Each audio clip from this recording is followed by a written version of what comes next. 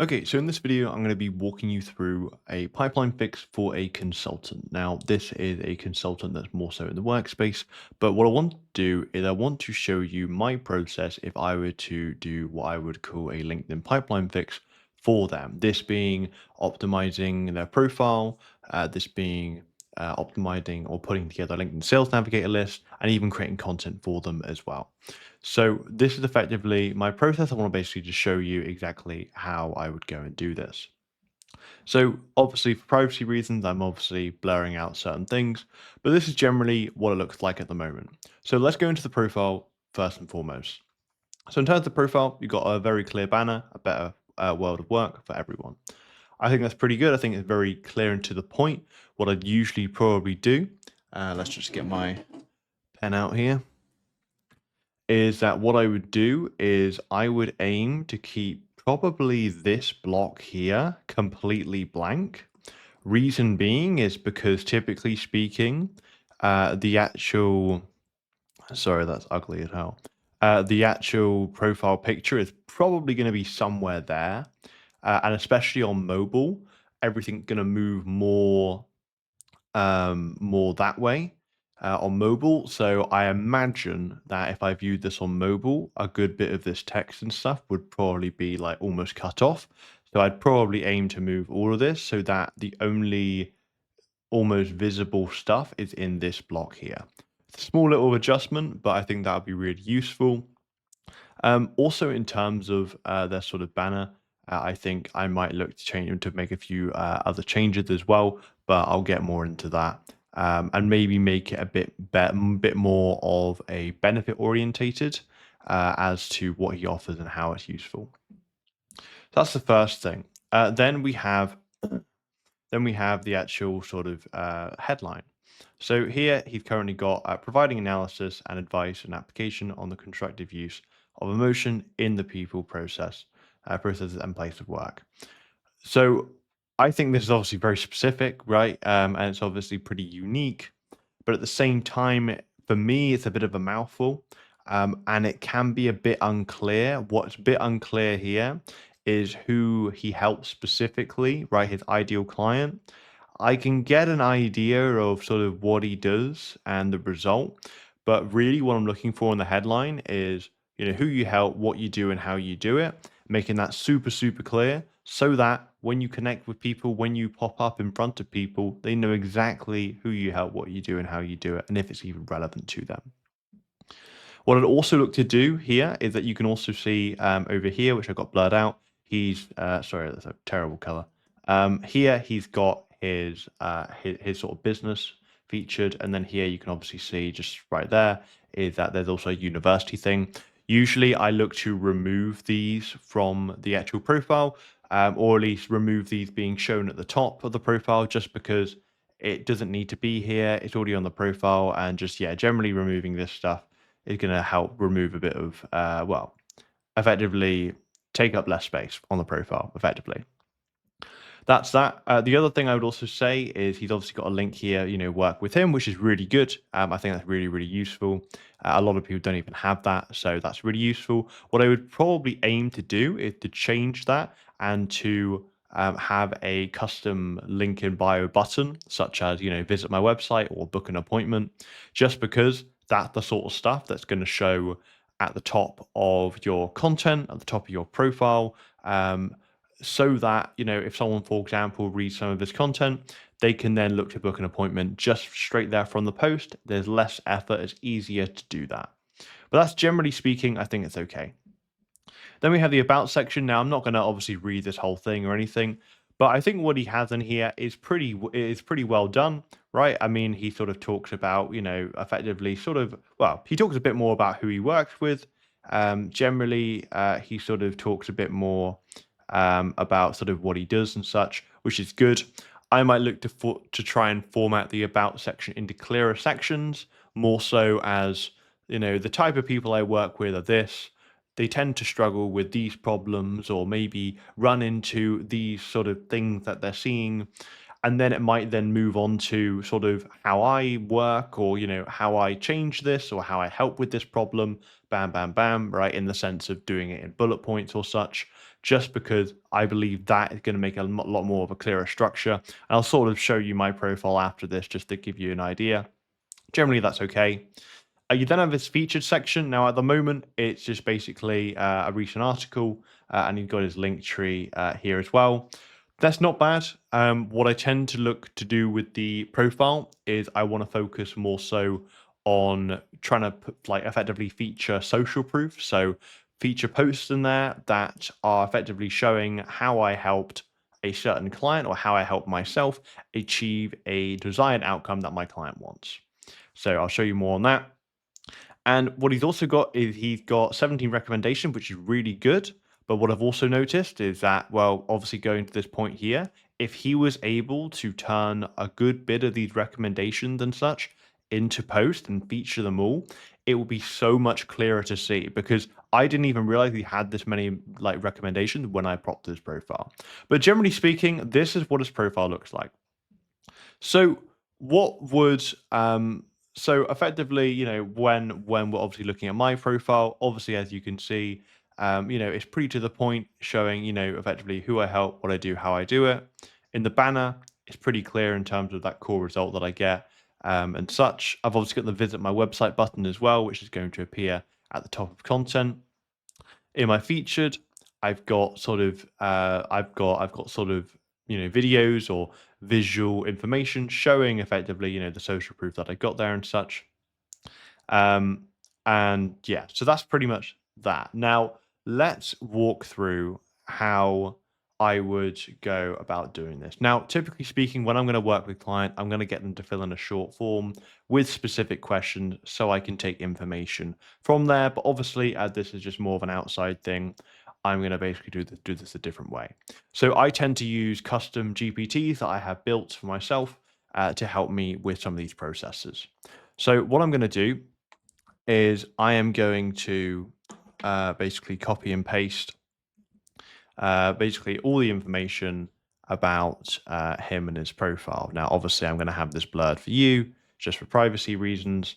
But basically, the whole idea is that what I want to do is I want to build up almost like a master document that is going to help me, or at least going to give me as much context and such as possible. So basically, yeah, like I said before, right? I'm going to make a master document. And the reason I'm going to make this is because A, it means I've got as much information as possible, but B, it's more importantly so that I can go away and I can go and give this all to the custom GPT so it has all the context that it needs. So really from there, it's like, okay, so I'm going to take what we got here. So industry overview, so leadership development, organization, behavior consulting. Take the information, and all we're going to do is we're just going to basically copy and paste all of this in here. And like I said before, this is less for me and more for the custom GPT in terms of the input. So common buyer role, head of learning and development, HR director, chief operating officer, so on and so forth. And the reason why I have this do it bit by bit, and for reference, I think it's about 12 or 13 sections, is because if I ever want it or feel like it should be expanded on, then I can always go and do that as well. But generally speaking, a lot of the time it gives me enough here anyway. So that's really useful. But yeah, so really, it really is just going back and forth, copy and pasting, because this is the sort of stuff which is going to give me a lot of context. So, for example, like common pains. So this is including misconceptions and unstated issues. This is really important because obviously, when we're trying to target our ideal client, whether that be through our profile, through our content, our outreach, for example, we want to make sure that we are being able to reach those pain points. Same again, market awareness stage, right? What stage of awareness are they at, right? Are they problem unaware, right? They're unaware of the problem that they're currently facing and they need to be made aware. Are they problem aware but don't know the solution? Or are they solution aware and need to have a solution that works? So this is all really useful for us to actually be aware of, but obviously to give context for the GPT as well. So we've even got things like buying triggers as well. So I'll copy and paste that as well. And usually speaking, I would probably make sure that the GPT expands a lot more on this. But obviously, this is the video, and obviously, given that this is obviously stuff that isn't this isn't information from what I would typically do with clients, where they would sort of fill in a short form of specific questions. I have a bit less to work with here, but we'll still make it work somewhat anyway. But yeah, so basically, all like all this GPT is where I've got it so that based on the information I give it, it just tries to expand on it. So, current trends and hot topics, this will generally be more useful for maybe things like content and such.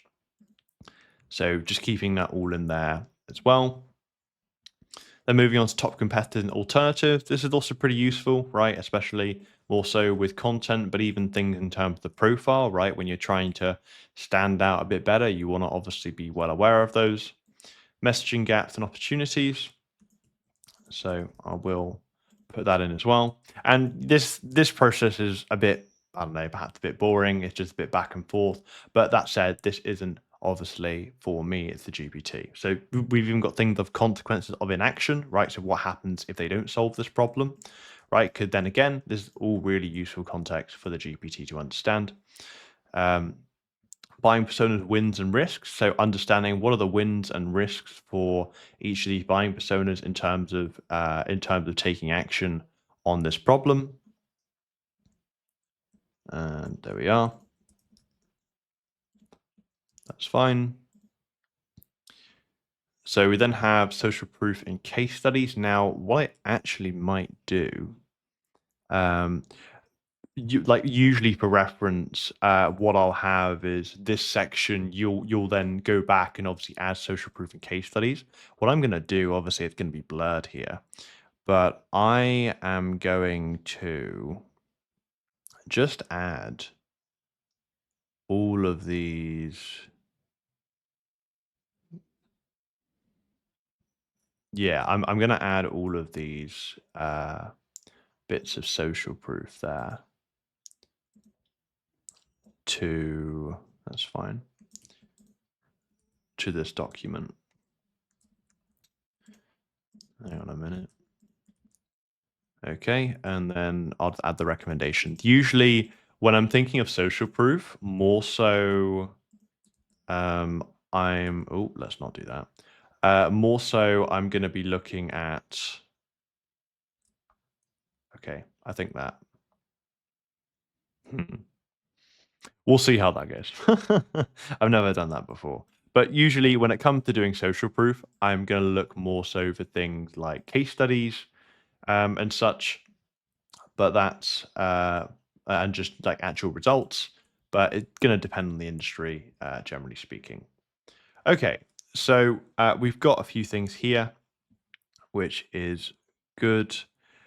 So what I will do actually, just to make sure, to gonna make a copy and just call this consultant master doc. Actually, I'll do consultant profile. So what I want to then do is I basically want to then turn this into, well, just basically download this as a file as a sort of like a TXT. So what I'm just doing now is I'm just going to get rid of all of this other stuff here.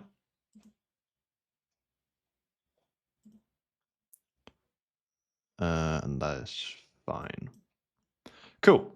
So I'll go to file, I'll go to download, and I'll put that as the TXT file. Cool. So now that we've got that, what we can now do is we can move on to the profile. So obviously I shared some of the profile changes that I considered before. So effectively what we're going to do is we are going to put this file in, consultant profile, and we're going to say make a LinkedIn profile based on this persona. Now, then again, this LinkedIn profile maker is obviously another custom GPT that I've made. Now, for reference, my focus with the profile, like I said before, right?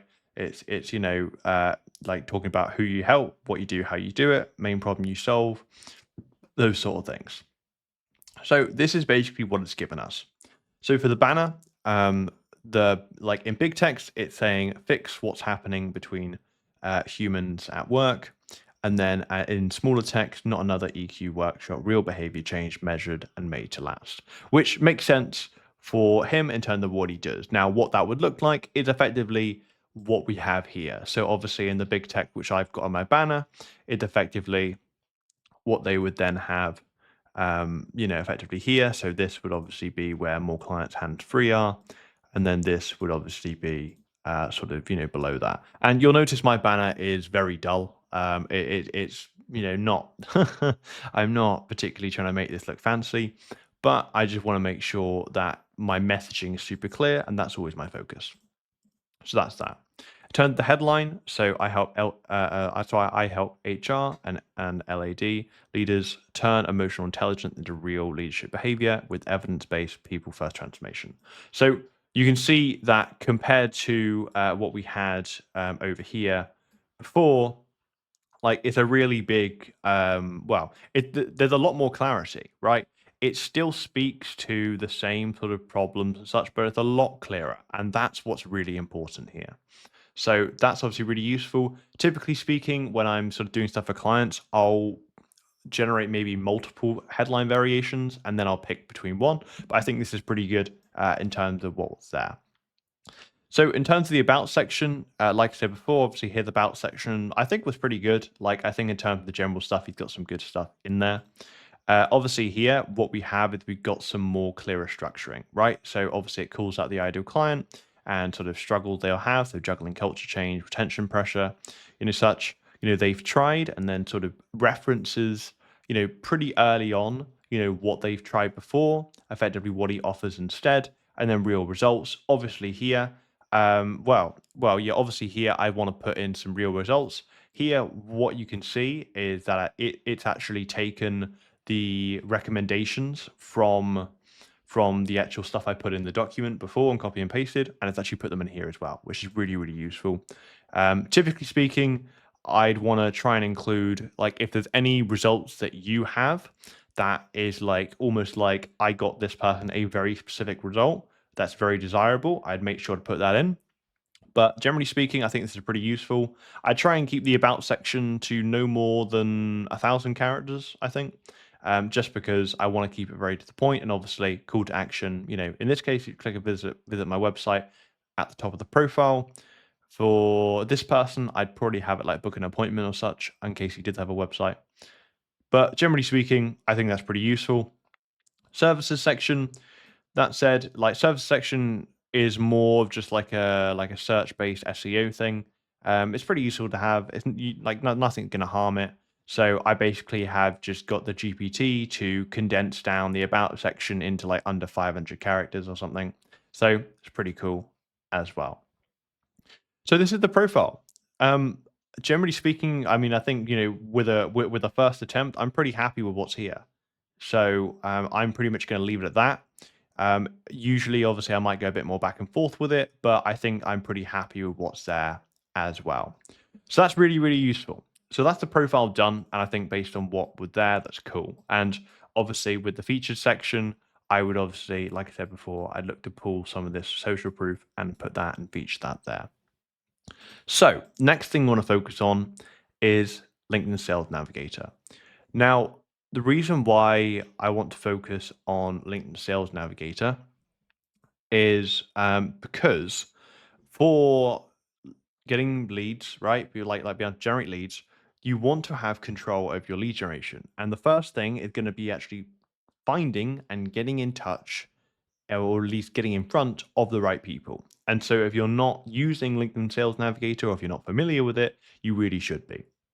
So what we're going to do is we're going to do effectively the same process as before. So I want you to make me a LinkedIn Sales Navigator list with this new persona info.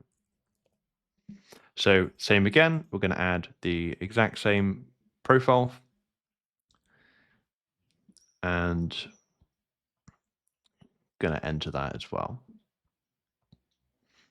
And obviously this is another custom GPT that I've made. And all custom GPT is, if you're not sort of familiar with it, is effectively I've almost pre-built instructions in there anyway. So that's pretty much what it is. Cool. So we've got quite a few things here which are really useful. So now that I'm done with the profile stuff, So let's actually go and do this. So the first thing I'm going to do is I'm going to put posts on LinkedIn because we want to make sure that the people we're getting in touch with have posted on LinkedIn. So job title. So we've got a few job titles. So let's go through them now. No, that's not job title. That is. So we got head of learning and development. Let's do that. Head of learning and development. We got sort of director of learning and development. So chief people officer. Yeah, and typically what I'm trying to do with this sales navigator list is that I want to try and keep it maybe around like between 2 to 4,000 in terms of list size. Generally speaking, the rule of thumb is you don't want it to be too big, but you also don't want to be too small to the point where you're going to run out. So that's pretty much that. Let's go people director. Mm, yeah, that's probably okay. We got chief operating officer and managing director. So that's cool. So company headcount. So it's saying 200 to 5,000. Company headcount's obviously really useful because you do want to make sure. Uh, hmm, we'll just do that for now. If it needs to go up further, we can obviously worry about that later. Geography. So we at the moment will just keep that to the UK. If we need to increase that further, we can do that. So you can see that's obviously massively shot down the list to 5K. So that's interesting. Um, so we also have a Maya buyer Boolean. Typically speaking, I'm going to aim to target male buyers. Yeah, sometimes that doesn't work. I have no idea why.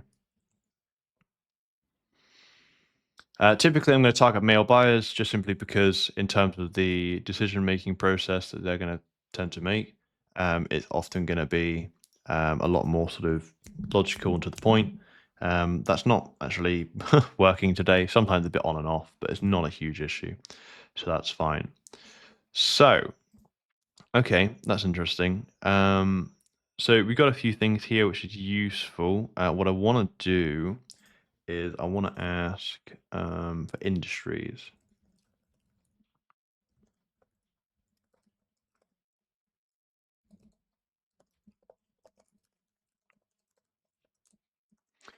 Because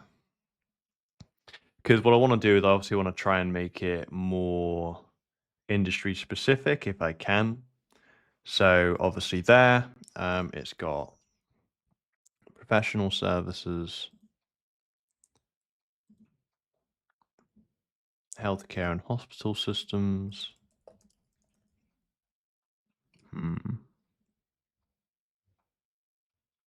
That's probably education management.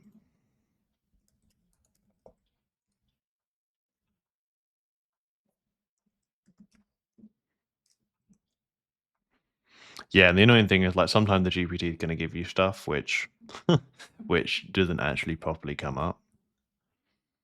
Let's go. Well, I know financial. To include financial.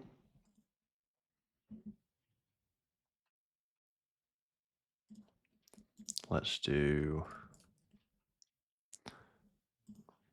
government.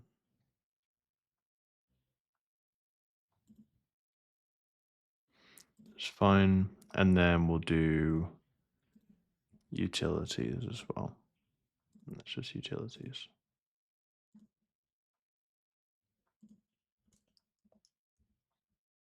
That's fine. Cool.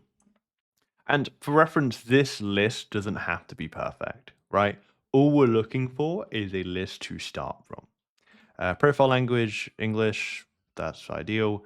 I don't really need years of experience, if I'm honest. I think we're probably fine with that also. Cool. So what we have here is we have a list of 2000. I think this is cool to start with. And really we can sort of work from there. Now, obviously, when I'm working with a client, I'd obviously ask specific questions in terms of who they want to work with, who they don't want to work with. So, obviously, at the moment, in terms of people that's pulling up on the side here, some are like, like university business school and stuff. And it's like, well, I don't know if you'd want to work with that, but this is just stuff, obviously, I can see from the profile. So, that's basically what we've got here. So, the company headcount, 200 to 1,000. Obviously, I've got the titles there, posted on LinkedIn to make sure that these people are people that have posted recently in the UK, which obviously I could always expand that to US or something, depending on the client preference. And then I've got some industries as well to keep things specific. So all I would do here is effectively I would then save this list, which it doesn't seem to work at the moment. What I would do, and I would make to like I would make sure to bookmark this. So if I just put this full count with the bookmarks, it means that whenever I click that, it's going to take me to this, and then I can just send connections. So when I'm sending connections, I'm just going to be sending maybe 20 to 30 new connections every day. That's without a note, right? I'm not sending anything with a note. And once you have this set up, it's going to take maybe 4 or 5 minutes. 4 or 5 minutes every day, Monday to Friday, sending connection requests without a note to this list. What this is going to do is this is going to effectively create um, it's effectively just going to get 20 to 30 people every single day in front, well, effectively just seeing you, right? Seeing you, seeing what you're doing. And this is really key because whether they accept the connection request or not is a whole new question. But what matters is that you know and you have the confidence that every day you are getting in front of 20 to 30 ideal clients in terms of what you do, right? And a lot of these people you send connection requests to are likely going to view your profile, which is exactly why we've obviously done the profile work as well, so that they can see who you help, what you do, how you do it, and more about what you're doing. And some people might there and then, on the rare occasion, might even actually message you first. But what it at least does, it helps set it up, like set us up for actually starting that conversation later down the line because we're getting in front of them. So that is pretty much the sales nav approach with this. So let's just finish up there. So the last thing I really just want to cover here. Now, usually I would cover outreach and such as well, but I'm not going to go too much into that. The last thing I've then got is content. Now, typically speaking, for clients, if I'm going to make content, I'm probably going to make it as just text posts. Obviously, for me, I tend to do videos. So basically, we're going to do the same process again. So I'll just say make content for this new persona, and I'll attach the file again. So obviously, in this case, this file is very reusable, especially if you're using things like sort of ChatGPT and such. I actually don't know if I've done this before with this one, so we'll see if it can do that. Um, we'll just hello. Let's not do that. There we are.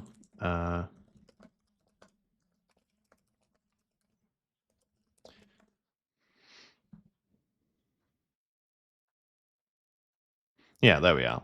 So basically, what I have and obviously again, this is another custom GPT I have that I've made, which is basically a client content engine. And what I'll do is that I'll have a certain persona, which in this case, for my clients, I basically have attached, effectively profiles of them where it can then create content from that. So in this case, I'll tend to create content that focuses on a few things, right? Content that tries to address misconceptions, content that aims to address problems that they know that they're dealing with but don't know the solution, and then also content that addresses the problem and the solution and effectively shows why my solution works. So this is obviously going back to what before in terms of the whole market awareness, right? So this is really, really key because when it comes to generating content, now the AI understands, well, what is the awareness of this market or more so at the moment? So obviously, this is talking about leadership development, and just sort of talking about, okay, well, where the emotional layer gets missed. Can your managers name behaviors that build trust? Do they recognize when their tone creates distance? So it's these sort of things. Now, I mean, obviously, I've got top of funnel with the misconceptions, or more heavily misconceptions, middle of funnel more for the problems. Right, and obviously with this custom chat GPT, I have it so that it formats posts in a certain way. It does and doesn't do certain things. So obviously, if you were just to ask chat GPT to do exactly this, it wouldn't give you the same results. And basically what I'll have it do is that, okay, well, now that it's made me some posts, obviously if I want to change any of the three, I can ask it to. But if not, in this case, it's going to ask me, do you want to generate the next three posts? Right. And then obviously here it says, using articles you haven't used yet. That was just something I was testing out.